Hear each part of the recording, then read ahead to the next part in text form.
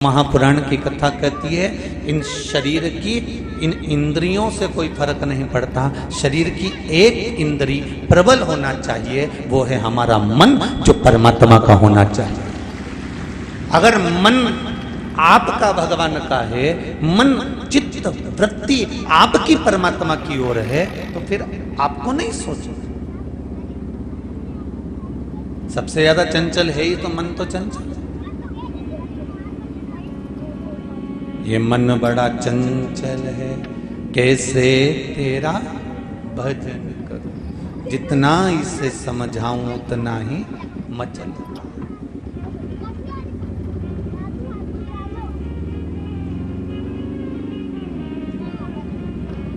इन सारी इंद्रियों में 5 कर्म इंद्री, 5 ज्ञान इंद्री, एक मन, इन 11 इंद्रियों में सबसे ज्यादा चंचल इंद्री है मन।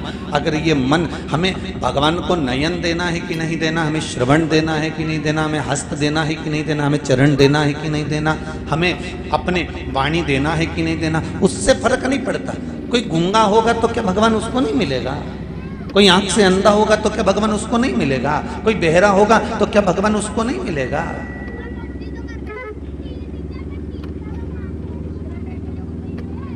एक बेहरे की भी कथा आती है।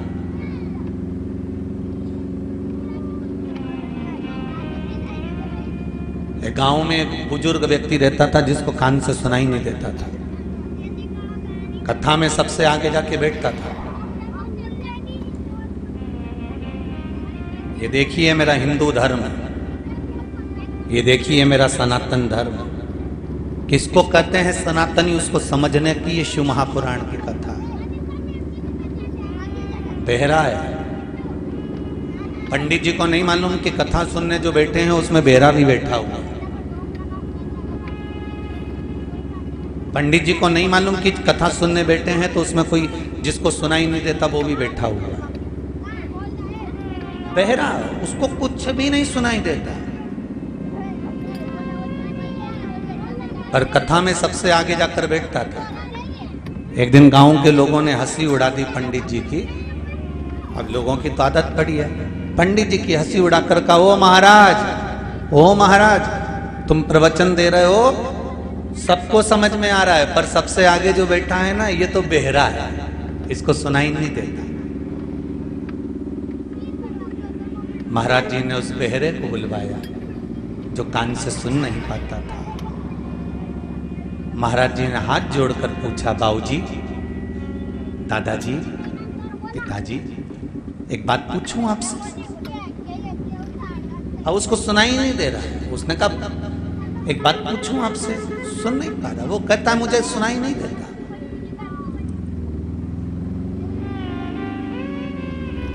पंडित जी ने कहा, लिख कर दे दूं मैं आपको? पंडित जी ने लिख कर दिया। आपको सुनाई ही नहीं देता तो आप कथा में क्यों आते हो? उस दादा ने, क्योंकि जिसको सुनाई नहीं देता ना, वो धीमा नहीं बोलता, वो जरा तेज बोलता है। उसको लगता मेरे को सुनाई नहीं दे रही है तो इनको भी नहीं दे दिया। जिसको सुनाई नहीं देता ना, वो तेज बोलता है, क्योंकि उसको लगता है कि मुझे नहीं सुनाई दे रहा तो इसको भी नहीं सुनाई दे रहा। तो उस बाबा जी ने, उन महाराज ने, उस व्यक्ति ने, उस बाबूजी ने, उस पिताजी ने चिल्ला कर कहा। पंडित जी ने पूछा, जब आपको सुनाई नहीं देता तो कथा में क्यों आते हो? उसने चिल्लाकर कहा, मैं कथा सुनने के लिए, मेरे लिए नहीं आता, मेरे कथा सुनने के लिए मेरे परिवार वालों के लिए आता हूँ। मैं बहरा हूँ, वो मुझे छोड़ने आते हैं, वापस लेने आते हैं। भले कथा में नहीं बैठते पर दरवाजे पर धोखा लगाकर चले जाते हैं। इसको सनातन हिंदू धर्म कहते हैं।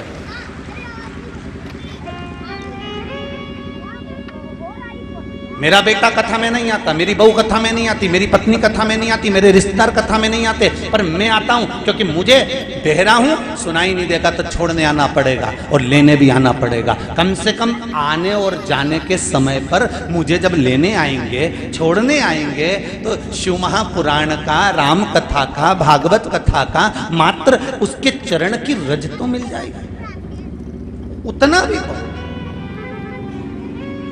सनातन हिंदू धर्म की ये गाथा है। सनातन हिंदू धर्म का ये प्ररूप है। सनातन हिंदू धर्म की ये एक आनंदता है।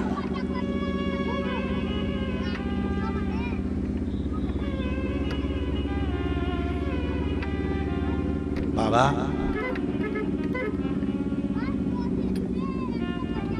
इंद्रियों से भगवान नहीं मिला है, भगवान मिला है निर्मल मन सो मोहि पावा मोहि छल छिद्र कपट नावा। इंद्रियों से परमात्मा कभी नहीं मिला साहब।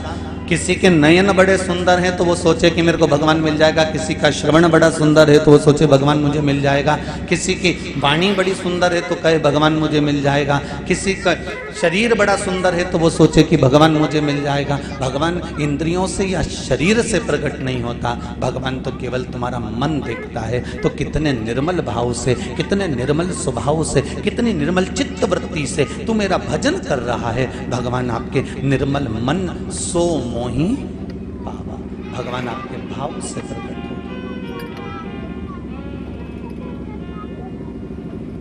चित्त वृत्ति चाहिए बाबा। 4 संत भूखे रह गए और 4 संत भूखे रह गए। मेरे शंभू कहते हैं कि मैं अभी आता हूं भगवान विष्णु से पूछकर कि भगवान नारायण ने आज किसी का पेट क्यों नहीं भरा। भगवान विष्णु के पास जैसे ही दौड़ कर गए, इतने में भगवान विष्णु तो तुरंत भोजन करा रहे थे। शंकर भगवान ने पूछा नारायण आज 4 संत क्या भूखे रह गए। नारायण कहने लगे नहीं नहीं नहीं, मैंने उनका पेट भर दिया है। जिस समय तुम्हारे मुख में पहला गासा गया था उस समय पर मैंने पेट भर दिया।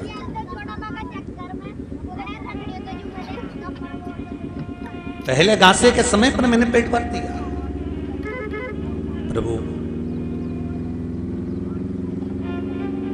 पार्वती जी पीछे पीछे दौड़ कर गई, लक्ष्मी जी से मुलाकात हुई।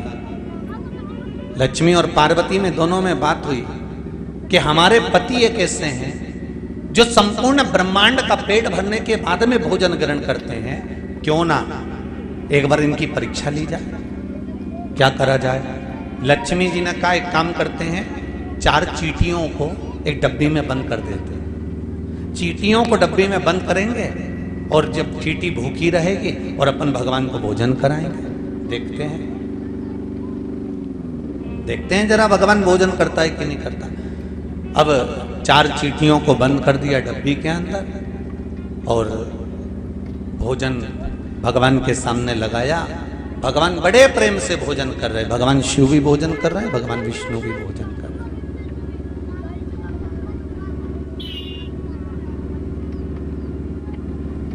लक्ष्मी जी ने नारायण भगवान से कहा और पार्वती जी ने शिव जी से कहा प्रभु धन्य आप, 4 मृत्यु लोक के जीव भूखे पड़े हैं और आपने भोजन कर लिया।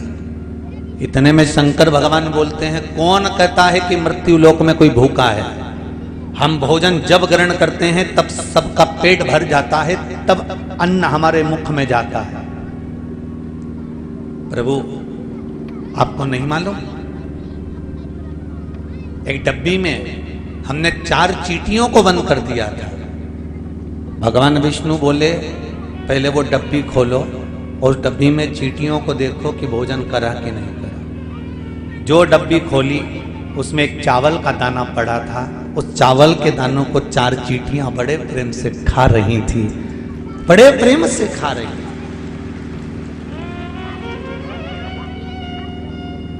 4 चींटियां बड़े प्रेम से वो भोजन ग्रहण कर रही है। पार्वती जी ने लक्ष्मी जी से कहा इसमें चावल का दाना कहां से आ गया। लक्ष्मी जी ने पार्वती से कहा मुझे समझ में नहीं आ रहा कि चावल का दाना आया कहां से। इतने में देवाधिदेव महादेव ने कहा सुनो पार्वती, मृत्यु लोक का मनुष्य जब मेरे शिवलिंग के ऊपर एक चावल का दाना समर्पित करता है तो चावल का दाना इन जीवों के हिस्से में तुरंत चला जाता है, तुरंत चले जाता।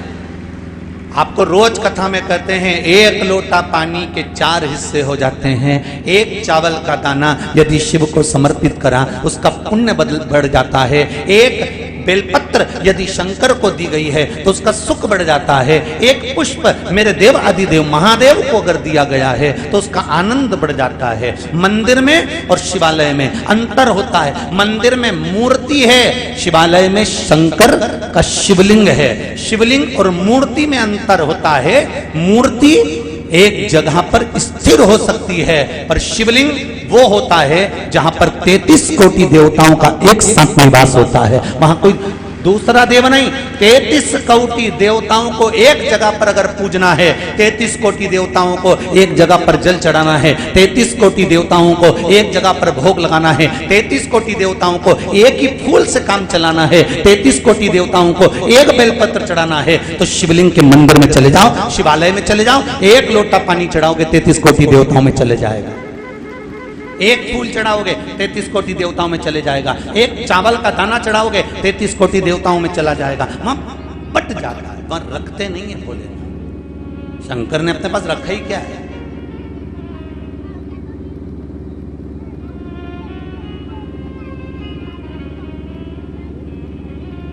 शिव अपने पास में क्या रखते हैं? जो रखा वो आपके लिए रखा। मंथन में विष निकला था, देवताओं ने विचार कर लिया कि ये विष निकला है, अगर हम इसको रखेंगे तो बर्बाद हो जाएंगे, इसलिए शिव जी के पास रखवा देंगे। मेरे ओगरदानी मेरे शंकर जी के पास में वो विष रखा हुआ। शिव कहते हैं मैं पी लूंगा पर तुम मत पीना, क्योंकि तुम पृथ्वी पर जन्म लिए हो, मृत्यु लोक में आए हो, तो मेरी औलाद हो, मेरी संतान। तुम क्यों पीना? दुनिया के लोग दूसरे को विष पिलाना चाहते हैं, पर केवल एक देव अधिदेव महादेव एक ऐसे हैं कि खुद विष पी जाते हैं और तुम्हें अमृत पिलाने का प्रयास करते हैं। जो अमृत पिए वो देव है, और जो विष पिए वो महादेव है। देवों का भी जो देव है वो महादेव है। जो विष को धारण कर जाता है, पी जाता है, वो मेरा शंकर है, वो मेरा शिव है।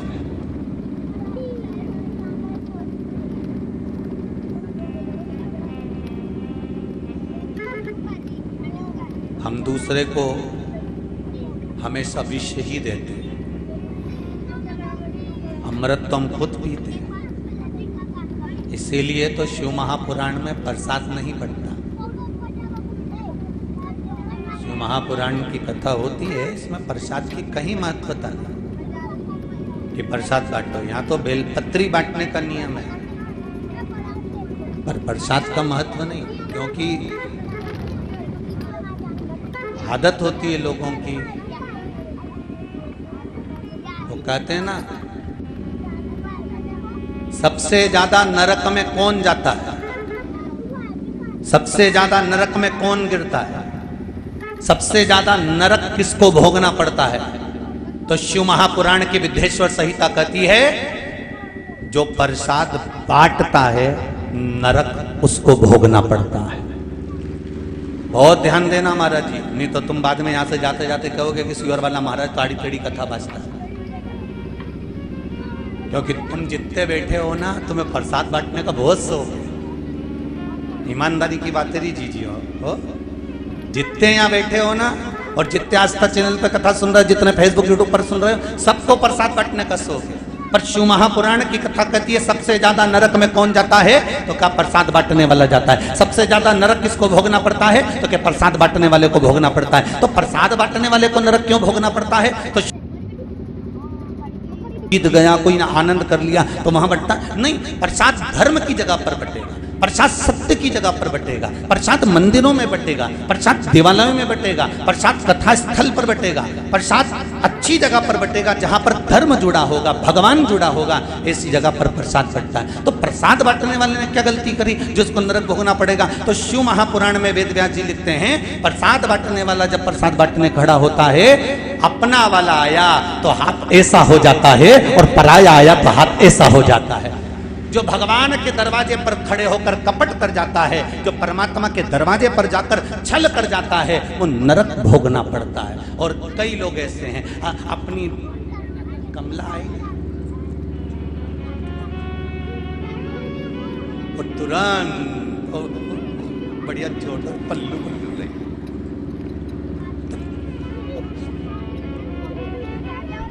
शिव महापुराण की कथा तो यहां तक कहती है, तुम्हारी पत्नी भी अगर तुम्हारे सामने खड़ी हो, तुम्हारे सामने अगर खड़ी हो तो राजा हरिश्चंद्र जैसा निर्णय करना कि राजा हरिश्चंद्र का बेटा मृत्यु हो गई, शमशान में लाश लेकर आई थी धर्मपत्नी, और राजा हरिश्चंद्र कहते हैं कर तो देना पड़ेगा रानी, कर दोगे तो अंतिम संस्कार करने दूंगा। रानी कहती है तुम्हारा पुत्र है, राजा कहता है पुत्र था घर में, पर अभी तो मैं जिस स्थान पर बैठा हूं, मुझे जो कार्य सौंपा गया है वो मुझे करना पड़ेगा, इसलिए इसको जलाने के लिए, अंतिम संस्कार करने के लिए तुम्हें कर देना पड़ेगा। 2 सवा गज का कपड़ा और खिचड़ी।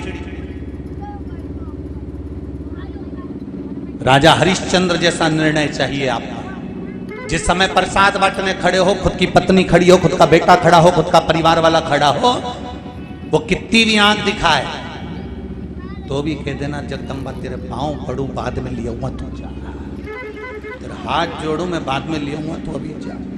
मैं अभी नहीं दे सकता, क्योंकि जिस जगह पे मैं खड़ा हूँ ये धर्म की जाजम है, ये धर्म की जगह है, ये धर्म का स्थान है, ये मंदिर, ये देवालय, ये पुण्य का स्थान है। यहाँ मैं अगर छल करूंगा, कपट करूंगा, बेईमानी करूंगा तो कहाँ जाऊंगा? नरक मुझे भोगना पड़ेगा। और फिर निवेदन करूंगा, दुकान पर बैठकर जो कमाया वो पत्नी और बच्चों के लिए कमाया, सर्विस में जो कमाया पत्नी और बच्चों के लिए कमाया, नौकरी में जो कमाया पत्नी और बच्चों के लिए कमाया, और ये शिव महापुराण में बैठकर 3 घंटे तुम भगवान का भजन कर रहे हो, कथा सुन रहे हो, ये पत्नी और बच्चों के लिए नहीं, ये अपने लिए कमाया है, वहां काम आए। ये कोई दूसरी जगह काम आने वाला नहीं है। तुरंत जैसे ही व्यक्ति मरता है और मरते ही बीमे की फाइल तैयार मिलती है, बीमे की फाइल तैयार। एक बीमा वो है जो तुम रोज भरते हो, और एक बीमा ये है जो रोज भर रहे हो ना, 500 रुपये, 1000 रुपये, 2000, 5000, 10,000 जमा करते हो, तुम्हारे मरने के बाद किसको मिलता है? जम के बोलो जरा। बीमा तुमने जमा कर, पैसे तुम जमा करे, कमा कमा के तुम मर गए, और तुम्हारे निपटते से ही बीमा मिल रहा पत्नी, बीमा मिल रहा बेटा को, पत्नी मरी तो उसका बीमा मिल रहा पति को, तुम जोड़ जोड़ के मर गए और बीमा दूसरे को मिलता है। शिव महापुराण का वो बीमा है जो तुम कथा श्रवण कर रहे हो, भजन कर रहे हो, श्री शिवाय नमस्तुभ्यम कह रहे हो, जो शंकर को 1 लोटा पानी चढ़ा रहे हो, शिव का स्मरण कर रहे हो, पशुपति व्रत कर रहे हो, ये वो बीमा है जो तुम खुद के लिए कर रहे हो। इसका रकम तुम्हारे मरने के बाद पत्नी और बच्चों को नहीं मिलेगी, जैसे ही प्राण छूटेंगे यमराज फाइल लेकर तैयार मिलेगा और बैकुंठ का रास्ता खोल देगा। ये वो बीमा है, ये साधारण बीमा नहीं है हमारा।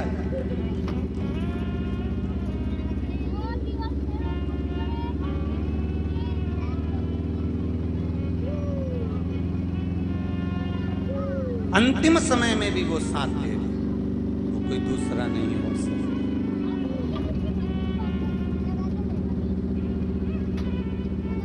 मैंने तेरे ही बाबा तेरे ही भरोसे, हवा बिच उड़ती जावांगी, बाबा डोर हथो छड़ी ना में कटी जावांगी, भोले मैं तेरी परम, शंभो मैं तेरी हवा बिच उड़ती जावांगी, बाबा डोर हथो छड़ी नाम कटी। उसने दिया है। आप शिव को अगर रिझा रहे हो, आप शंकर को अगर 1 लोटा पानी भी चढ़ा रहे हो, आप शंकर का गुणगान भी कर रहे हो, खाली नहीं जाना। फिर सुन लो, जितने लोग जहां जहां से आए हो, 3 घंटा आपने जो देवाधिदेव महादेव को यहाँ दिया है ना, जिंदगी भर जो तुमने कराया, जो भी कुछ तुमने अपनी उम्र निकाली है, कोई 40 साल का हो गया, कोई 50 साल का हो गया, कोई 60 साल का हो गया, कोई 20 साल का हो गया, कोई 30 साल का हो गया, जितनी उम्र तुमने निकाल दी, उस सारी उम्र में तुम 2 साल से 3 साल से 4 साल से जो शंकर की शिव पुराण को सुनकर शंकर की पूजन में लगे हो, तुम्हारी सही उम्र तो अब चालू हुई है कि तुमने उम्र का सदुपयोग करा। अपनी उम्र का सदुपयोग करना अब प्रारंभ करा।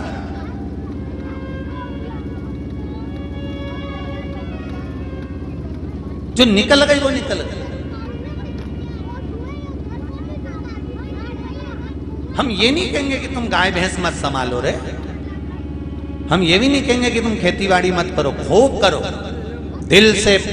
जैसे बीज बोते समय तुम दिल से बोते हो, जल डालते समय तुम जल दिल से डालते हो, पानी फेरते समय पानी दिल से फेरते हो, जो कुछ भी काम करते हो वो दिल से करते हो, तो फिर फसल भी मेरा मालिक दिल से देता है। उसी तरह शिव भजन भी दिल से करो,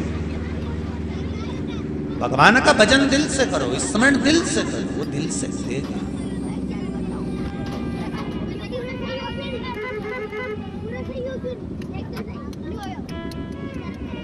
शंभो शरणे पड़ी मांगू घड़ी ले घड़ी, दुख तारो दया करी दर्शन आपो। अब हृदय चित्त से शिव को रिझाओ। एक चावल का दाना पार्वती जब कोई शिवलिंग पर समर्पित करता है, शिव जी कहते हैं उस चावल के दाने को मैं जीवों के उद्धार के लिए दे देता हूं, जीवों के उद्धार। सुनो पार्वती, डब्बी में चावल का दाना कैसे आया? जब तुमने मुझे प्रणाम करा, तुम्हारे मस्तक पर चावल का दाना लग गया, डब्बी बंद करते समय वो चावल का दाना उसमें गिर गया और इन चींटियों को प्राप्त हो। क्या चिंता करना?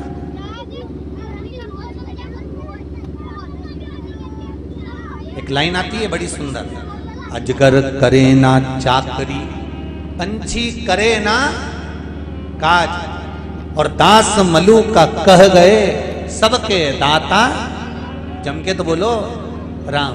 ये कहावत लोग कहते रहते हैं, ये कविते लोग कहते रहते हैं, उसका कारण क्या है? जिसको दास मलूक कहा गया वो केवल दास नहीं था, वो उसका नाम मलूक था। 2 मित्र थे, एक मलूक और एक उसका मित्र। जो मित्र था वो मंदिर जाया करता था, भगवान का भजन करने जाता था, भगवान की पूजन करने जाता था, शिव मंदिर में रोज जल चढ़ाने जाता था, शंकर की आराधना करने जाता था, भगवान राम के मंदिर पहुंच जाता था। कई गांव में, हमारे भी गांव में, यहाँ देपालपुर में भी कई ऐसे होंगे, बेटमा में भी ऐसे होंगे, कई गांवों में लोग ऐसे होते हैं, हमारे सीहोर में भी कई लोग ऐसे हैं जिनका काम है रोज 5-10 मंदिर के अगर दर्शन निकल ले तब तक उनका पेट नहीं भरा। तो अपने गाँव में भी ऐसा होगा, 2-4 मंदिर तो जाता ही होगा।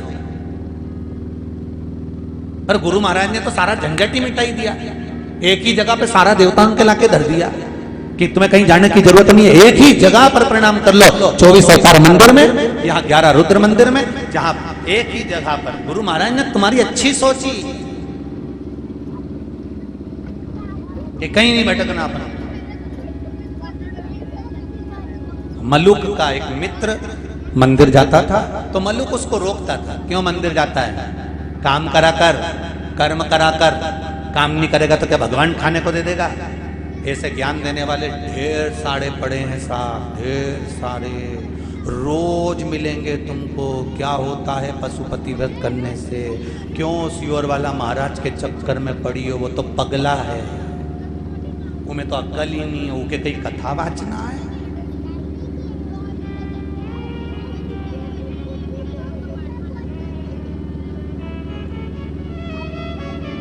शिव पुराण तो बहुत कम बोले ना, फालतू की बात ज्यादा करे, उन्हें कहीं अक्ल।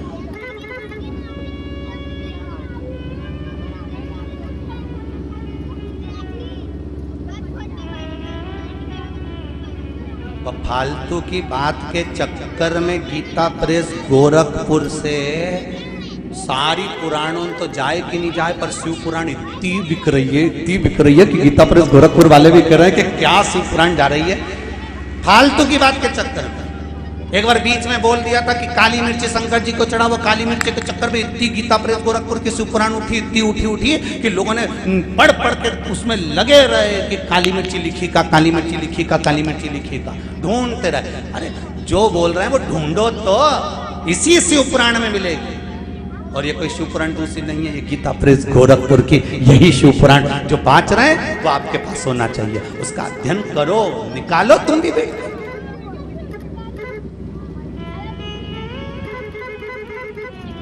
क्यों जाता है मंदिर में, क्यों शंकर जी को पानी चढ़ाता है? कई लोग अकल देंगे तुमको। क्या होता है शंकर जी पे दूध चढ़ाने से? क्या होगा एक लोटा पानी चढ़ाने से? क्या होगा?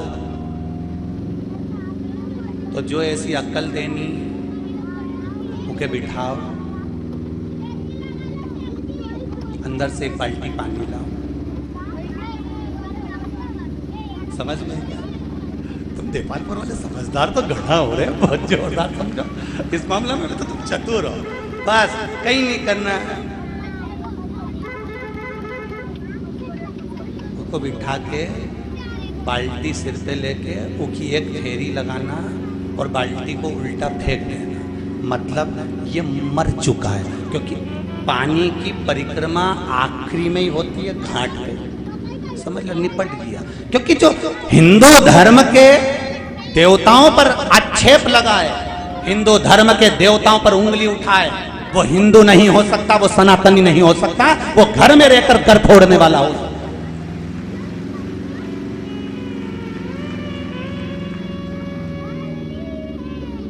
एक फिल्म बनी है द कश्मीर फाइल, पूरी फिल्म को अच्छे से देख लेना। दूसरों से नुकसान नहीं हुआ, ये फिल्म बता रही है कश्मीर की कि हमारे अपनों ने ही हमें डुबो दिया। ये कश्मीर फिल्म बता रही है।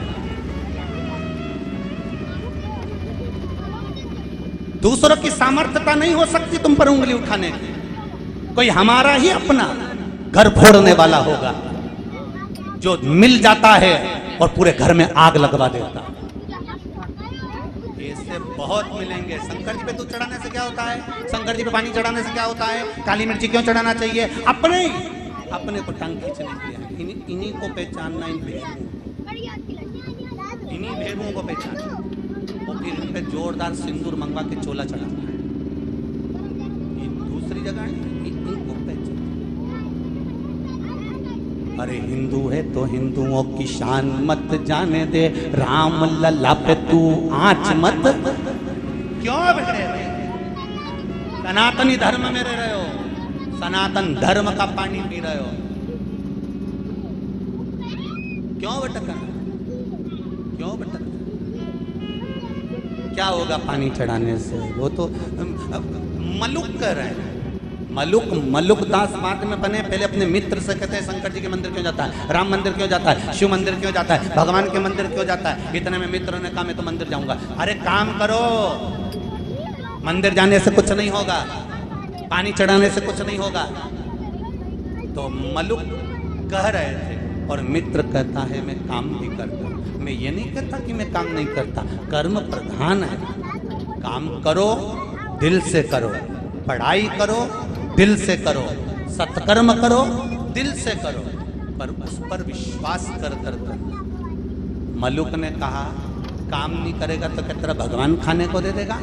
मित्र ने कह दिया दे देगा।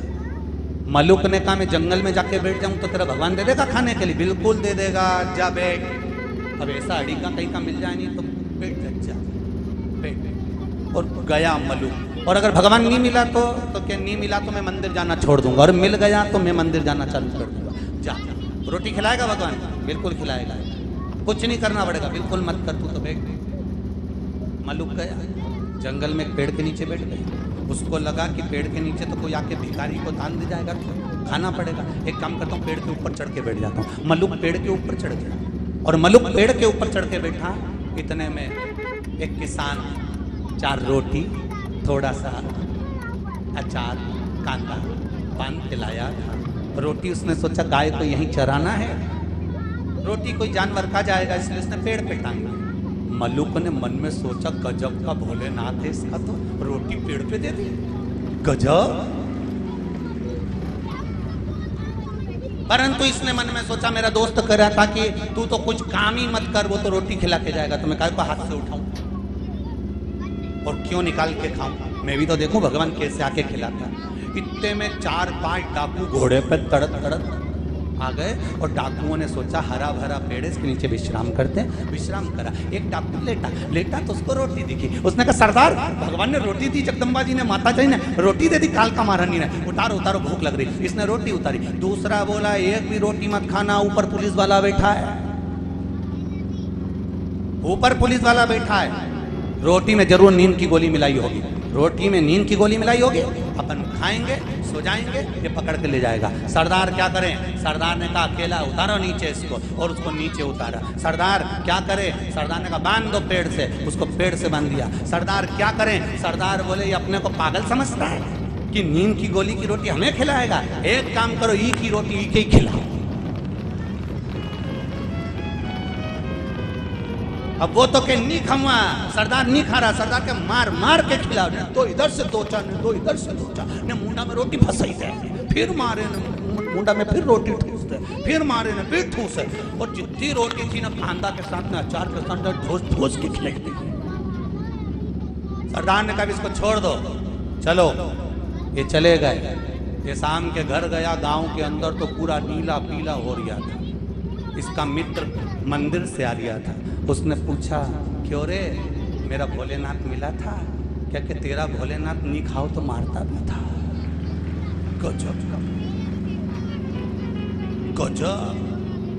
वो मलुक नहीं रहा, मलुक दास हो गए, जिन्होंने लाइन लिख दी अजगर करे ना चाकरी, पंछी करे ना काज, दास मलुका कह गए सबके दाता राम। नहीं करोगे तो भी खिलाएगा। ये शिव है, ये राम है, ये कृष्ण है, ये मेरा परमात्मा।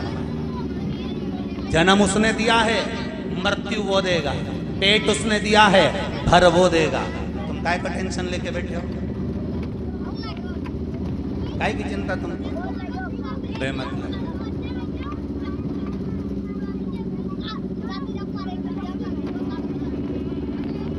मारा नाना खोई गया, मारा छोरा खोई गया, मारी नानी नहीं दिख रही, मारी नानी ना जाने कहाँ चले गए, मारी छोरी नहीं दिख रही। अरे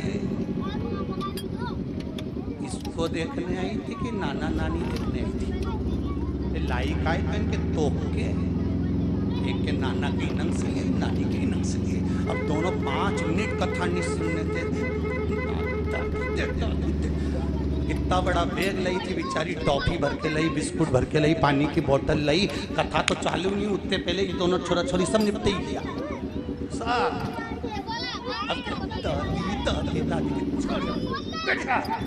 वो दादी भी इंतजार करे, जैसे महाराज भजन गाना चालू करें, मन शिवरट छोड़ दो मन कहीं करे। और लिया मारी नानी नहीं दिख रही, ना नाना नहीं दिख रही, ना छोरी नहीं दिखे, ना छोरा नहीं दिखे। जिसको देखनी है वो तो दिखे।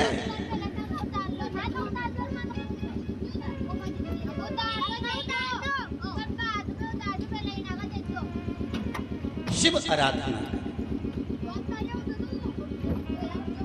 जब तक शिव आराधना नहीं होगी, जीवन का कोई आनंद नहीं। ज्योतिर्लिंग में से एक ज्योतिर्लिंग बाप और बेटी के अटूट प्रेम को दर्शाता है, और वो ज्योतिर्लिंग है सोमनाथ। कौन सा ज्योतिर्लिंग है? सोमनाथ। सोमनाथ जी का जो ज्योतिर्लिंग का वर्णन किया है, चंद्रमा पर काया का रोग हो गया। एक बाप ने एक पिता ने अपनी बेटी को बहुत समझाया। एक पिता ने अपनी बेटी को भी समझाया और एक पिता ने अपने दामाद को भी समझाया। बंद हुआ है। एक पिता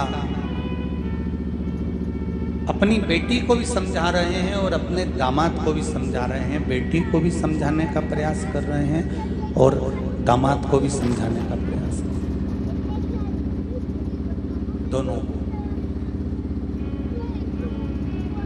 एक बार चंद्रदेव को समझा कर कह दिया, चंद्रदेव तुम्हारा स्नेह सारी बेटियां जितनी तुम्हें को बिहाई गई हैं, जो कन्याएं तुमको दी गई हैं, 60 कन्याओं का विवाह जो तुम्हारे साथ में वर्णित किया गया,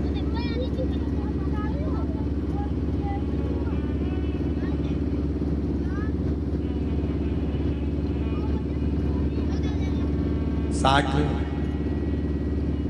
बेटियों का जो जन्म दक्ष प्रजापति के यहाँ हुआ था, उसमें से कुछ बेटियां जो चंद्रदेव को दी गई थी।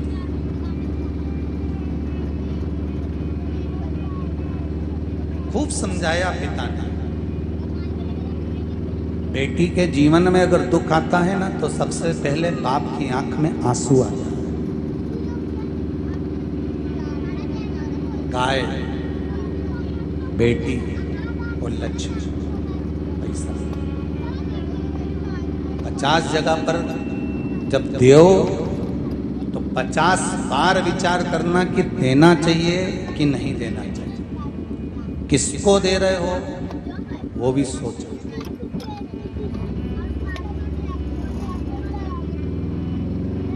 गाय देने से पहले ब्राह्मण को देखो कि ब्राह्मण के घर में जगह है गाय को बांधने की। तुमने तो दे दी गौ माता को, वो लेकर गए, जब तक दूध दिया, जब तक बांध कर रखी, फिर उसने दूध देना बंद करा, गाय को दूसरी जगह दे दी, क्योंकि बांधने की भी जगह नहीं थी और खिलाने की भी जगह नहीं थी। दूसरी से तीसरी जगह चली गई, तीसरी से चौथी जगह चली गई, जाते जाते जाते जाते जाते जाते वो कसाई के हाथ में पहुंची। जब गाय कसाई ने काटा, गाय बद्दुआ किसको दे रही थी? जिसने दान दी थी। ब्राह्मण को बद्दुआ नहीं लगी है जो लेकर गया। तूने संकल्प लिया था, दान करी हुई गाय की आंख में आंसू आता है तो संकल्प देने वाले को रोना पड़ता है। जिस बेटी का तुमने कन्यादान करा है, संकल्प तुमने लिया है, अगर बेटी की आंख में आंसू आता है तो बाप को रोना पड़ता है, कोई दूसरा नहीं रोता।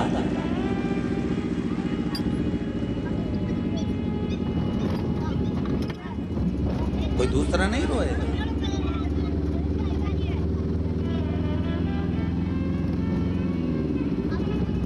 गाय देने से पहले 50 बार विचार करो, जिस ब्राह्मण को दे रहे हैं उसके यहाँ जगह है, इसको रख सकता है, सेवा करेगा। बेटी देने से पहले 50 बार विचार करो, जिस दामाद के साथ में, जिस लड़के के साथ में बेटी का विवाह कर रहे हो, ये सम्मान करेगा, आदर करेगा, सत्कार करेगा, अच्छे से रखेगा, तो बेटी भी है। लक्ष्मी देने से पहले विचार करो, जिसके कटोरे में तुम पैसा दे रहे हो, जिस भिखारी के कटोरे में तुम रुपया डाल रहे हो, कहीं ये ले जाकर मदिरा पाने में, मांसाहार में, वैश्यवृत्ति में, कहीं जुए में तो नहीं लगा देगा।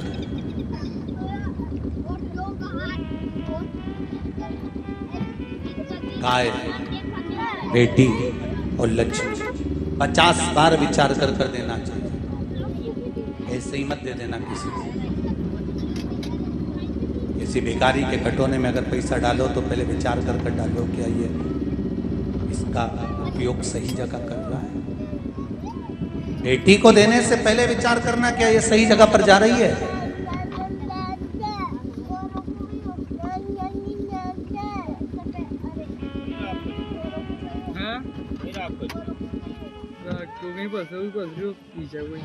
माँ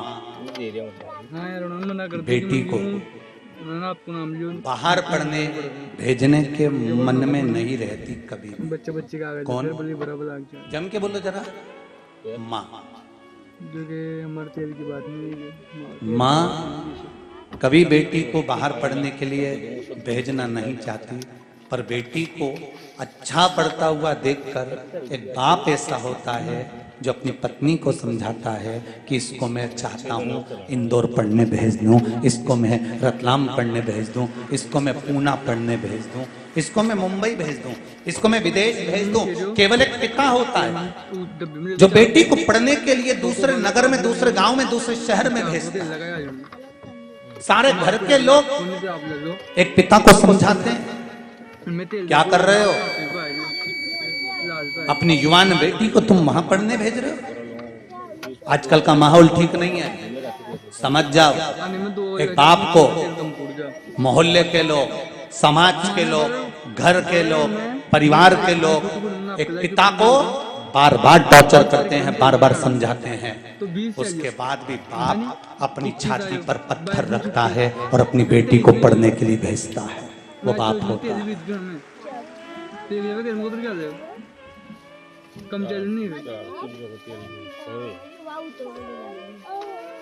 तो फिर ये बात है, दुकान बंद करेगा, खेत पे से आएगा, छोड़ने जाएगा स्कूल, लेने जाएगा स्कूल। जब बेटी पढ़ते पढ़ते पढ़ते पढ़ते कॉलेज में पहुंच जाती है, ठीक है कि 2-4 दिन और कर लो, उसने तुम्हारे पहनावे पर भी कुछ नहीं बोला। तूने कहा पापा स्कूल जाऊंगी, ठीक, कॉलेज जाऊंगी तो क्या मैं जीन्स पहन सकती हूँ, क्या मैं टी शर्ट पहन सकती हूँ? बाप ने कहा मेरी बेटी पर मुझे नाज है, बाप ने मना भी नहीं। पिता बेटी के लिए खुली किताब बंद कर रहा है, खुली किताब। मायका किससे है? मायका माँ से नहीं, मायका बाप से होता है। मेरा बाप है तो मेरा मायका है। बेटी को थोड़ा सा दुख होता है तो चिल्ला कर कह देती है मैं मेरे पिताजी क्या जा रही हूँ, ये नहीं कहती मैं मेरी माँ क्या जा रही हूँ, मेरे पिताजी क्या जा रही हूँ।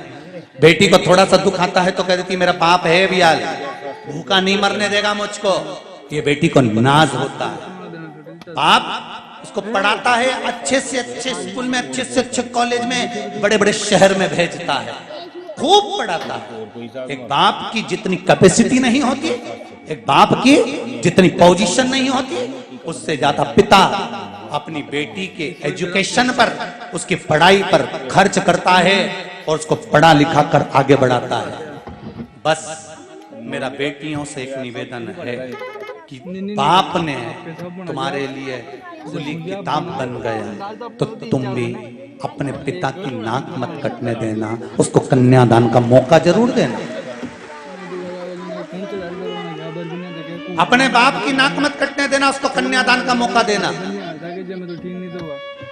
उसने तुमको पहनने से मना नहीं करा, उसने तुमको पढ़ाने से मना नहीं करा, उसने तुमको विद्याध्ययन से मना नहीं करा। ये नहीं कि तुम कॉलेज में चली गई, स्कूल में चली गई और मालूम पड़े कोई मित्र दोस्त ऐसे मिल गए जिनको पिता से छुपाती रही। जिस बाप ने तुम्हारे लिए पूरी किताब खोल दी है, जिस बाप ने अपनी पूंजी लगा दी है, जो बाप गर्व से कहता है कि मेरी औलाद मेरे से छल नहीं कर सकती, मेरी औलाद मेरे से विपरीत नहीं जा सकती, मेरी बेटी मेरे कहने पर चलती है। एक बाप अपनी नाक लगाकर बोलता है कि मेरी बेटी मेरी शान है, तो बेटी भी कोई कह देना चाहिए मेरा बाप मेरी शान है, मेरा बाप मेरी शान है।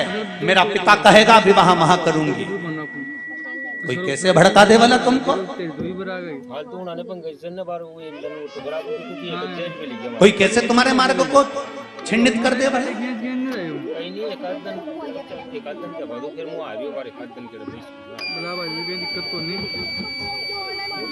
जिसके घर में बेटी का जन्म होता है, मेरी बहनें बैठी हैं, आस्था चैनल पर जितनी माताएं सुन रही हैं, जितने पुरुष वर्ग सुन रहे हैं, जितने फेसबुक और यूट्यूब पर कथा सुनने वाले हैं, उनको भी नमन कर कर कहूंगा। जितनी माताएं यहाँ बैठकर कथा सुन रही हैं उनको भी कहूंगा, जिस माँ बाप के घर में बेटी का जन्म होता है, उस बेटी का कन्यादान यदि माता पिता नहीं करते हैं तो 94 तरह का नरक माँ और बाप को भोगना पड़ता है। और उस नरक से बचा सकती है बेटी। उस नरक से बचा सकती है बेटी। बेटी कह दे आपकी और हमारी मित्रता है, आप हमारे दोस्त हो, फ्रेंड हो, हमारे दोस्त बनकर रही है, पर विवाह का निर्णय तो मेरा पिता ही रहेगा और मेरी माँ की गोद में बैठ खेली हूँ, मेरी माँ ही निर्णय करेगी कि मुझे शादी कहाँ करना है। मेरे जीवन का पहलू मेरे माता पिता निश्चित करेंगे। आज के जमाने में नया नया प्रलोभन देकर, खूब बॉडी शॉडी बनाकर दूसरे धर्म के लोग भी आपको लुभाने का प्रयास करेंगे, पर हिम्मत आप में होना चाहिए कि डोल कैसे जाओ। हिम्मत आप में होना चाहिए कि कैसे डिग जाए भला।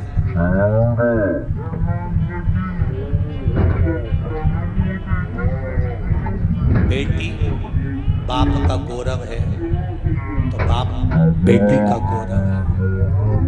कहते हैं 12 ज्योतिर्लिंग में से एक ज्योतिर्लिंग तो बेटी के नाम पर ही है, सोमनाथ।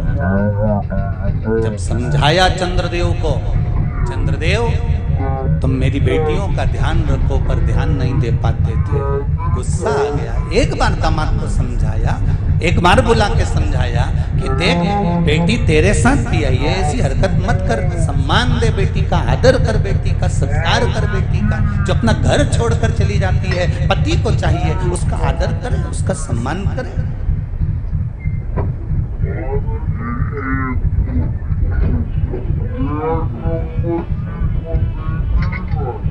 पर एक बात समझ में नहीं आती इन पतियों की, कि इनकी बहन को जब तकलीफ होती है तो ये तलवार लेके, बंदूक लेके, अभी निपटाऊं वो दामाद की, अभी रुक जा तू, मैं जीजा के छोड़ूंगा नहीं। बहन के तकलीफ हुई तो ये तलवार और बंदूक लेके दौड़ पड़ते हैं, ये गालियां देना चालू कर देते हैं। और तुम्हारे ही घर में तुम्हारी पत्नी तुमसे दुखी है, वो कौन तलवार लेकर आए?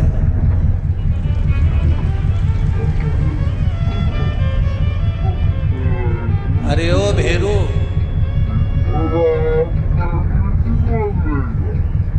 बिना सिंदूर का थोड़ी समझदारी लाई अपनी बुद्धि में। अपनी बहन को जब हम दूसरे के घर में दुखी नहीं देख सकते, तो दूसरा व्यक्ति भी अपनी बहन को तुम्हारे घर में दुखी नहीं देख सकता।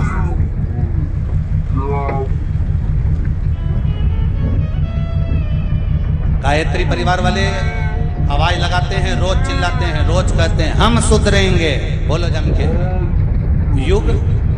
अरे बोलो तो, तुम तो ऐसे बोल रहे जैसे कोई मार देगा तुमको। डर के नहीं बोलना है, तुम तो शिव महापुराण की कथा में बैठे हो, कई टेंशन वेंशन लेने की जरूरत नहीं है। हम सब इकट्ठे और महादेव के पट्टे, काय को डरे किसी से? क्यों डरना? गायत्री परिवार वाले कहते हैं हम सुधरेंगे, युग सुधरेगा, हम बदलेंगे। कब बदलोगे? तारीख तो आज निश्चित करें, जब ये 24 अवतार मंदिर वाले जब 11 रुद्र अवतार के मंदिर की तारीख निश्चित कर रहे हैं, तो अपन क्यों चुप के? कब सुधरोगे? आज निश्चित कर लो तुम तो कि हम तो बस सुधरेंगे। कब से कह रहे हम सुधरेंगे, हम बदलेंगे, युग बदलेगा, हम बदलेंगे, युग बदलेगा। कुछ नहीं बदला, मेहंदी बदली और घूंघट बदला। घूंघट यहाँ था, यहाँ पहुंच गया, बचा कुचा था, यहाँ पहुंच गया, यहाँ से यहाँ आ गया, यहाँ आ गया, अब यहाँ धरा गया। तुम नहीं बदले, घूंघट बदल गया। मेहंदी यहाँ थी, मेहंदी यहाँ से यहाँ आ गई। और बच्ची कुची थी तो एक बार पूना में कथा करने गए, हड़पसर में, तुम्हारी गुड़िया यहाँ लगा के आ गई। तो हमने उससे पूछा, हमने कहा बेटा तनु ये तूने क्या लगा लिया? तो कि गुरु जी टेटू है। टेटू है? हमने कहा टेटू है। हमने कहा वारी बेटा, पर ये तूने यहाँ क्यों लगवाया फालतू? कितने की लगवाई? 900 रुपए की। हमने कहा बताओ 900 रुपए का किसी गौ माता को चारा दे देती, 1 महीना खाती बापरी। कितनी खुश होती, तेरे को दुआ देती, फालतू का पैसा बर्बाद कर दिया ने 900 रुपये का या टेटुआ बनवा के आ गई, ये तो फ्री में बन जाता। तो वो बोली गुरुजी फ्री में कैसे बनता? हमने कहा दीवार पे बना लेते, चिपक जाता। मैं कही फालतू का पैसा बर्बाद।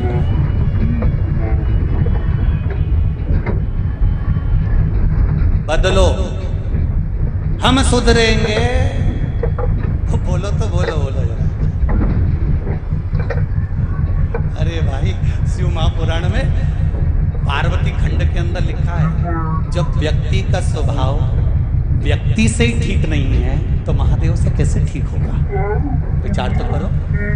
आपका स्वभाव आपके मोहल्ले में ही ठीक नहीं है, आपका स्वभाव आपके मित्रों से ठीक नहीं है, आपका स्वभाव आपकी पत्नी से ठीक नहीं है, आपका स्वभाव आपकी जेठानी से ठीक नहीं है, आपका स्वभाव आपके सास ससुर से ठीक नहीं है, आपका स्वभाव अड़ोसी पड़ोसी से ठीक नहीं है, आपका स्वभाव आपके रिश्तेदारों से ठीक नहीं है, और विचार करके बैठी है कि मैं भगवान को रिझा लूंगी, भगवान को रिझा लूंगी। भगवान भी सोचे पहले पड़ोसी को तो रिझा ले, घर में सास रूठी पड़ी उनको तो रिझा।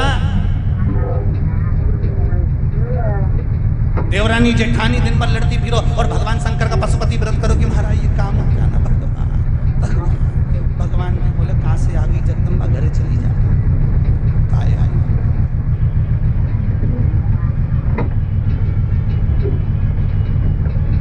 अपने स्वभाव को थोड़ा सा बदलना। कौन सी तारीख लिखूं कागज पे कि तुम आपसे बदलो? हम बदलेंगे, हम सुधरेंगे। का आज की पक्का पड़ोसन कितनी भी गाली दे, अपने नहीं बोलना, बस चोटी कर लेना, पर बोलना नहीं अपने। कोई कितना ही बोले नहीं, आग लगे बस्ती में, अपन रहो मस्ती में, क्या किसको रोइए, चादर ताड़ के सोइए, कहीं करना है। ऐसा बोल रहा है, ऐसा बोल रहा है, अपन तो बढ़िया, जो जितना आड़ा टेढ़ा बोलेंगे उतनी तुम खजूर वाली चोटी करके ना बिंदी गई कि ना तुम भगवान का मंदिर जाओ, वो और आग लगा। भगवान शिव का भजन करो, कीर्तन करो, नाम जप करो, थोड़ा सा बदल लो बस। तुम्हें ज्यादा नहीं बदलना है, थोड़ा सा। तुम सब बहुत जोरदार हो, एकदम चकाचक। जितना बैठे उन्हीं कथा में एक भी गड़बड़ नहीं, सब दमदार। दमदारी है तब तो तुम इतनी आगे खसक कुछ के बैठेंगे, कहीं बैठ सको तो तुम दमदार तो तुम हो और जोरदार भी हो। तो तुम्हें थोड़ा सा बदलना है। बदलना क्या है कि हम हमारे धर्म को, हम हमारी संस्कृति को, हम हमारे संस्कारों को, हम हमारी सभ्यता को आँच नहीं आने देंगे, इसको ऊपर तक लेकर जाएंगे, बस यही। श्री शिवाय। शिव महापुराण में जब भी ये मंत्र आए अपने हृदय की बात शिव से जरूर करिए। श्री शिवाय नमस्तु, श्री शिवाय नमस्तु, श्री शिवाय नमस्तु। शिव से कहिए। पार्वती मैया, एक पिता ने अपनी बेटी के लिए चंद्रदेव को समझाया और चंद्रदेव को समझाने के बाद जब चंद्रमा नहीं माने तो श्राप दे दिया कि तुम्हें काया कर लो। बेटी अगर दुखी होती है तो बाप का भी हृदय होता है। पिता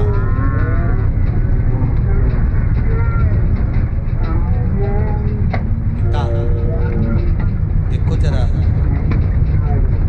यशोदा जी के पिताजी भगवान कृष्ण की मां यशोदा, यशोदा जी के पिताजी सुमुख जी और यशोदा जी की मां पाटली। सुमुख और पाटला दोनों को मालूम पड़ा कि मेरी बेटी यशोदा जी के यहाँ संतान है, तो सुमुख और पाटला जी ने नियम बनाया कि यमुना जी के घाट पर जाना है, यमुना जी की स्तुति करना है, यमुना जी से प्रार्थना करना है और बेटी के घर में संतान हो जाए इसकी। ऐसा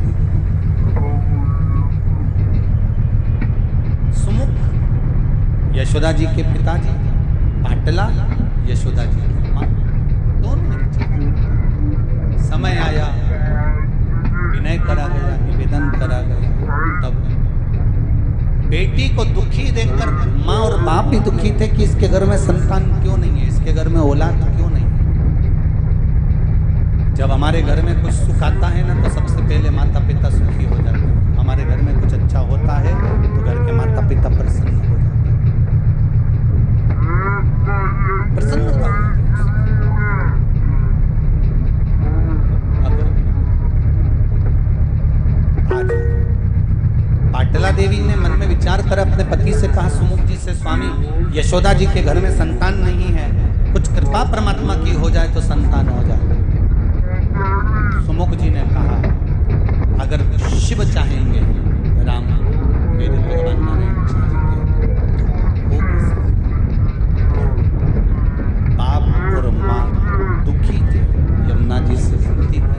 तो यमुना जी ने एक बार कहा सुमुख जी से, यशोदा जी के पिताजी से कहा, सुमुख जी तुम अपनी बेटी के घर संतान चाहते हो? हाँ।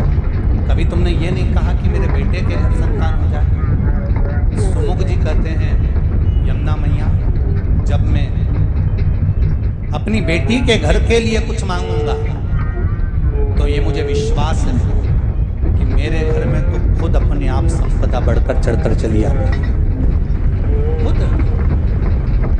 शिव महापुराण में पहले कहा है, 3 को देने से कभी नहीं घटता। पहला बहन बेटी को देने से नहीं घटता, दूसरा गौमाता को देने से नहीं घटता, और तीसरा संत और ब्राह्मण को देने से नहीं घटता। इनको देने से कभी नहीं घटेगा।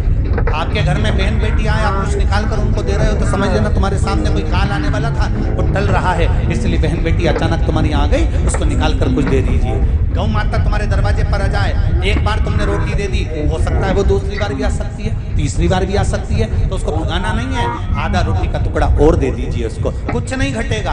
हो सकता है आज तुम्हारे यहाँ कोई काल आने वाला था, इसलिए गौ माता आकर खड़ी हो गई है। संत ब्राह्मण अचानक आपके दरवाजे पर आकर खड़े हो जाएं, आप उनसे निवेदन करो, संत ब्राह्मण को 1 गिलास पानी पिला दो, कुछ बन सके तो मुख मीठा करा दो। संत ब्राह्मण अगर तुम्हारे दरवाजे पर पहुंचे हैं तो कुछ देने का प्रयास करो, इनको देने से कभी घटता नहीं है। ब्राह्मण को देने से, संत को देने से, गौ माता को देने से, बहन बेटी को देने से कभी नहीं घटेगा। बड़े घटने वाला ये बढ़ता है।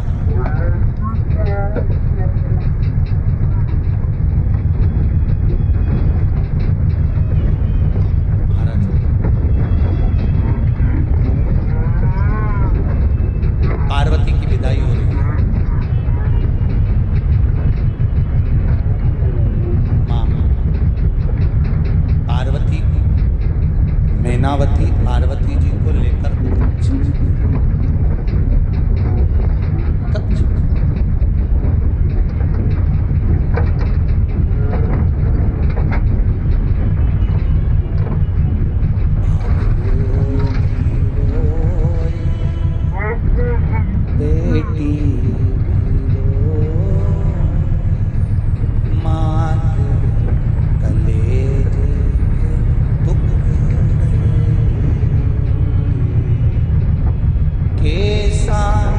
जुलम है हाय हर जाई, कोई जन्म दे कोई ले जाए।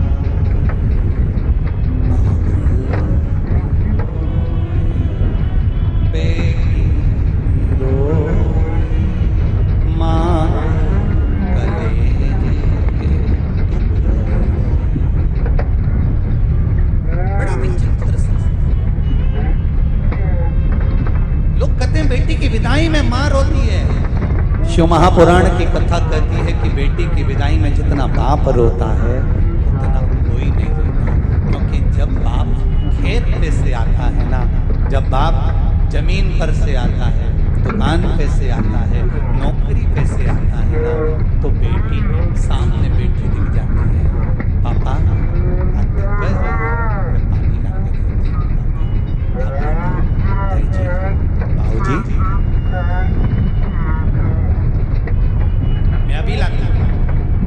बेटी दौड़ कर जाती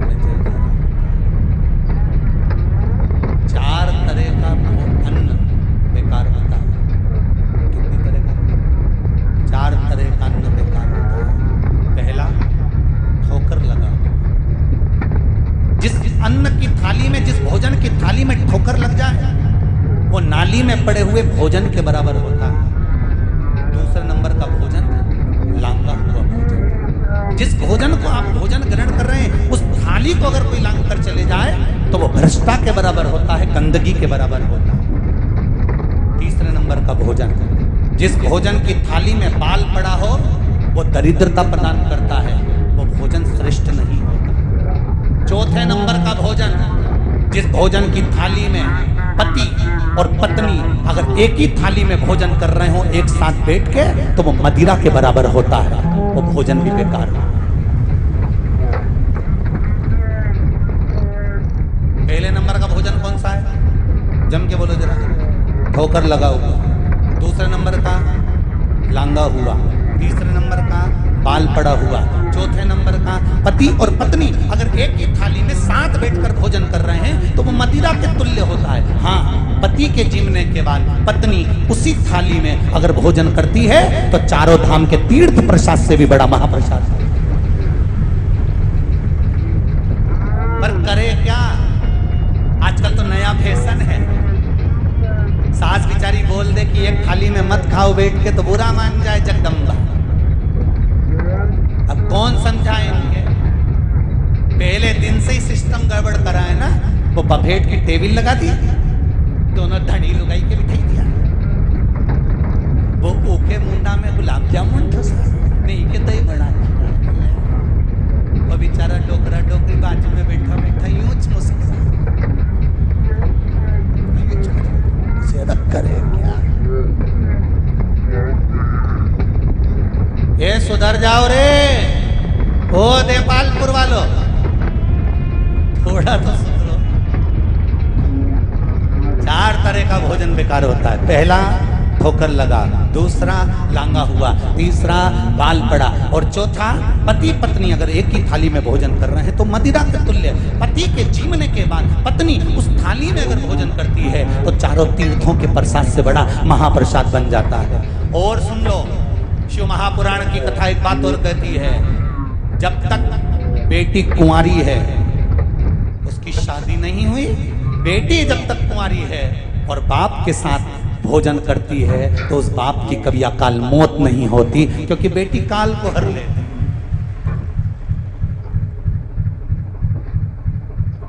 बेटी अगर कुंवारी है तो वो अपने पिता के साथ बैठकर भोजन करे, ये बाप का फर्ज है। चल छोरी मेरे साथ बैठ, हाँ भोजन कर। बेटी इतनी खुश होगी, मेरे पापा के साथ, मेरे बाबुल के साथ। हाँ, विवाह हो जाए उसके बाद का कुछ नहीं, पर कुंवारी है जब भोजन बेटी बाप के साथ।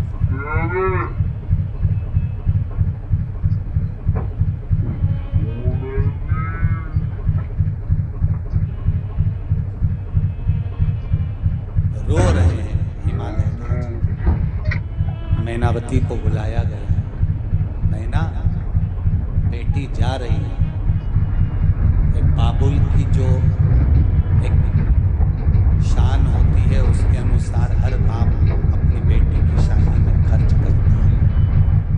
हर बाप खर्च करता है। मेरा निवेदन है, एक बाप ने अपने कलेजे का टुकड़ा, एक माँ ने जिसको 9 महीने गर्भ में रखा था, उसको पाल पोस कर 16, 17, 18, 19, 20 साल की करके तुम्हारे साथ भेज दिया। माँ और बाप क्या दहेज देगा जब उसने कलेजे का टुकड़ा ही दे दिया? क्या दहेज देगा वो? एक फ्रिज, वॉशिंग मशीन, गाड़ी या पैसे के बल पर बेटी का पाना, ये दहेज। मान लो धन तुमको मिल भी गया, लड़की वालों ने तुम्हें पैसा दे भी दिया, तो आप सबसे पूछता हूं कितने दिन चलेगा वो पैसा? ईमानदारी से देना। किसी का दिया चलेगा? इंसान का दिया हुआ धन साल, 2 साल, 4 साल, 10 साल, 20 साल में खत्म हो सकता है, पर मेरे महादेव का दिया हुआ धन जिंदगी भर चलता है। इंसान अगर किसी को धन दे रहा है, इंसान किसी को रुपया दे रहा है, इंसान किसी को पैसा दे रहा है, थोड़ा दहेज का पैसा तुमने मांग लिया, गाड़ी मांग ली, थोड़ा फ्रिज कूलर वॉशिंग मशीन मंग ली, कितने दिन चलेगा? उसने तो फ्रिज दे दिया, ने घर ले जा, ने प्लग लगा और एक बार में वोल्टेज हुआ ऊंचा, ने फ्रिज हो गया धम। अब कई करेगा, वो ले जाएगा वो क्या? पीआईजी साहब हमारा फ्रिज बिगड़ गई। पीआईजी के मोछंदा चल तो ही नंग से, तू तो कहने फ्रिज बिगड़ी गया ना, दूसरी बार मारी छोरी ने बाद में तू कह दे ने तुम्हारी तो छोरी गड़बड़ हुई क्या? अब कोई क्या फ्रिज बिगड़ी गया, अलमारी बिगड़ी गई, कौन कहे? धन से मूल्य नहीं होना चाहिए, बेटी की कीमत होना चाहिए कि हमको जिस पिता ने बेटी दी है उसने अपने जिगर का टुकड़ा निकाल कर दे दिया, अपने हृदय का चांद निकाल कर दे दिया, अपने हृदय का टुकड़ा निकाल कर दे दिया। उसका आदर, उसका सम्मान, उसका सत्कार हो, उसका आदर होना चाहिए।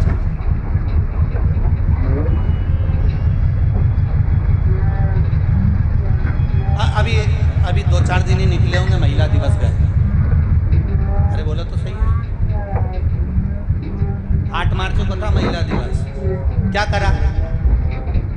इतने बड़े प्रमाण पत्र दे दिए सबको, थोड़े बहुत गिफ्ट दे दिए होंगे, महिलाओं को थोड़े बहुत सामान दे, साड़ी दे दी होगी, गिफ्ट दे दिया होगा, प्रमाण पत्र दे दिए होंगे, या थोड़ी बहुत ज्यादा से ज्यादा हुई होगी तो घोषणाएं कर दी गई होगी। पर मेरा निवेदन है, महिला दिवस पर अगर कुछ देना चाहते हो तो एक एक महिला की सुरक्षा देना चाहिए कि कोई महिला जलना नहीं चाहिए, कोई बेटी गर्भ में मरना नहीं चाहिए, कोई बेटी बाजार में इधर उधर उसके साथ में गलत होना नहीं चाहिए। यही महिला दिवस का सबसे बड़ा गिफ्ट होता है। एक साड़ी या सामान नहीं, एक पत्र नहीं, एक गिफ्ट का आइटम नहीं,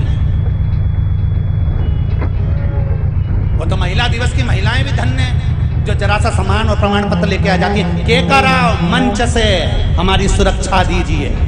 कोई बेटी गर्भ में नहीं मरना चाहिए, कोई बेटी दहेज के लिए आग नहीं लगना चाहिए, कोई बेटी बड़े बाजार में उसको कोई व्यक्ति अपशब्द कह दे वो जीवान नहीं होना चाहिए। तो महिला दिवस, ये तो काय का महिला दिवस?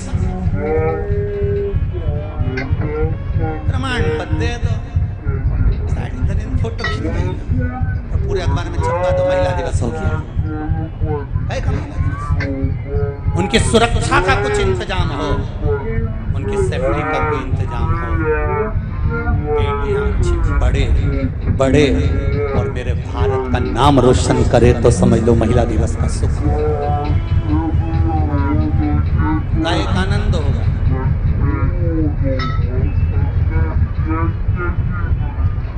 शिव पुराण कह रही है, मैनावती की गोद में बैठी आज पार्वती रो रही है। मैनावती ने कहा, पार्वती इतने दिन में तेरी आंख में आंसू नहीं आया, इतने दिन निकल के तेरी आंख में आंसू नहीं था बेटा, आज तेरी आंख में आंसू है बेटा। तूने ही तो कहा था कि मैं शिव से विवाह करूंगी, फिर क्यों रोती है? क्या हो गया बोल? पार्वती जी कहती है, ये आंसू शिव से विवाह करे उसके नहीं है, ये आंसू आज मेरा बाबुल मुझसे दूर हो जाएगा। विदा होती हुई बेटी गाड़ी में बैठकर जब जाती है ना, अपने घर का दरवाजा देखती है, माँ इसी घर में पड़ी, पापा मुझे स्कूल छोड़ने जाना, मेरे पिता के पास में धन नहीं था, उसने पढ़ाया है, मुझे लेकर माँ तू सबसे पहले रोटी का निवाला लेकर रसोई घर में बैठकर बनाती बनाती भी मेरे मुख में खिलाती। बेटी रोती इसलिए है माँ, शादी होने के बाद जब वो चली जाती है ससुराल, सब भोजन करके चले जाते हैं पर उससे कोई पूछने वाला नहीं होता। तब बेटी की आंख में आंसू, आंख से आंसू ढलती हुई 2 रोटी खाने बैठी थी तो पेट भर गया होता है। पानी पीकर उठकर अपनी माँ को याद करती, पापा को याद करती।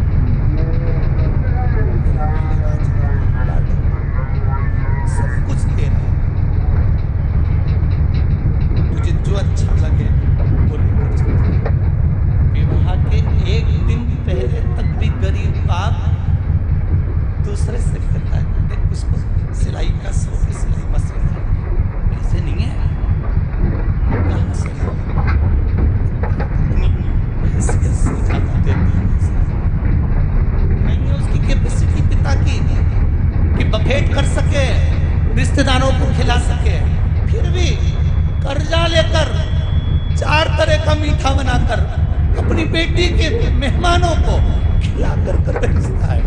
बाद में जब हिसाब करने बैठता है तब सोचता है जमीन का कौन सा टुकड़ा बेचूं जो बेटी के दहेज में दिया गया।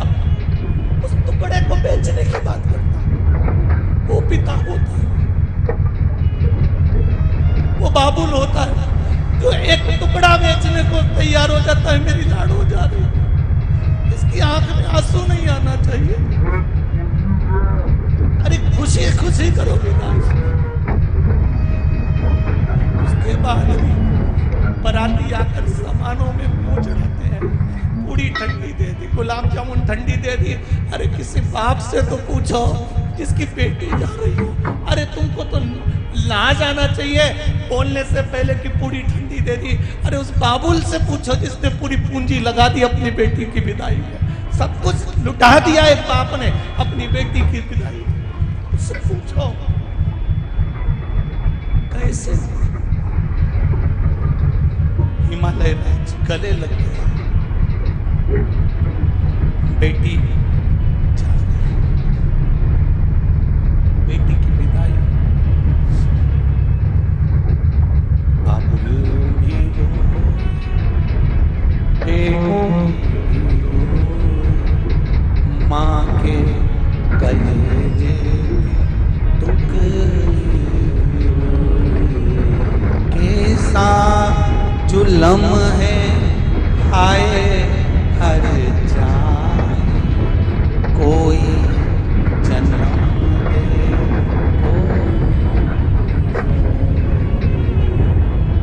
माँ का दिल इतना प्रबल होगा।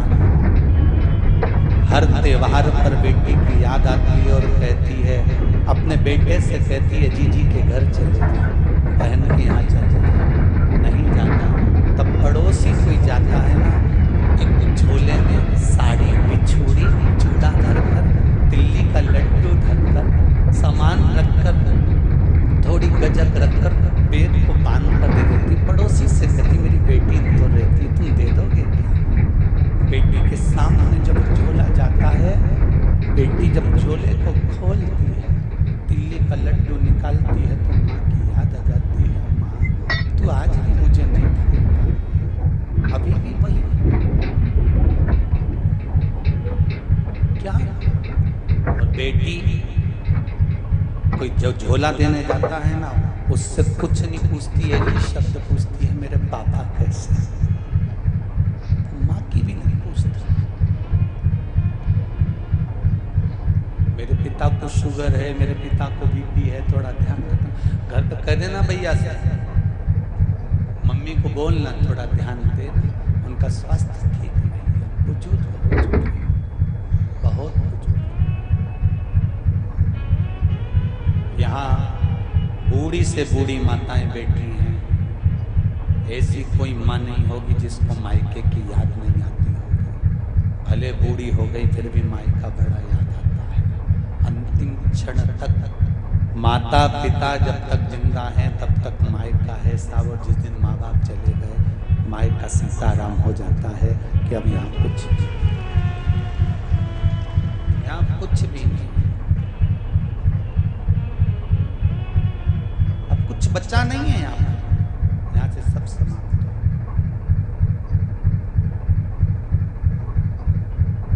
शिव बस स्नेह आप प्रेम करुणा वात्सल्यता जीवन का सुख दे तो समझ लो कि वो जीवन का एक तो आनंद है।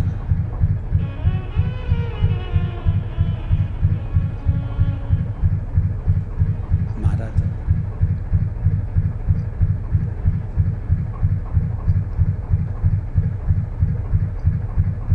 शिव कथा कह रही है। पार्वती जी विदा हुई, कैलाश पर पहुंची। भगवान शंकर के तेज पुंज से मां गंगा के जल से 6 पुत्रों ने जन्म लिया। शिवजी के 13 बच्चे हैं। भगवान शंकर के 13 बच्चों में से 6 बच्चे गंगा जी के जल में से प्रकट हो गए। जब 6 पुत्रों ने जन्म ले लिया, पार्वती जी को मालूम पड़ा कि शिव जी के पुत्रों ने गंगा जी के जल से जन्म लिया।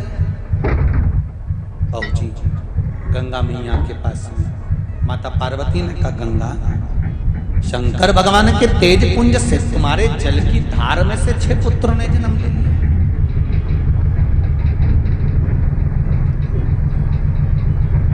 6 पुत्र। गंगा जी ने सारा वृतांत सुनाया, सारा। हे सूर्य नारायण, हे अग्नि नारायण, ये आपने गलत करा है। शिव जी के तेज पुंज को ले जाकर गंगा जी के जल में दिया और उससे 6 पुत्रों की उत्पत्ति हुई। मैं आपको श्राप देती हूं कि आपके कबूतर की योनि होगी, कबूतर की।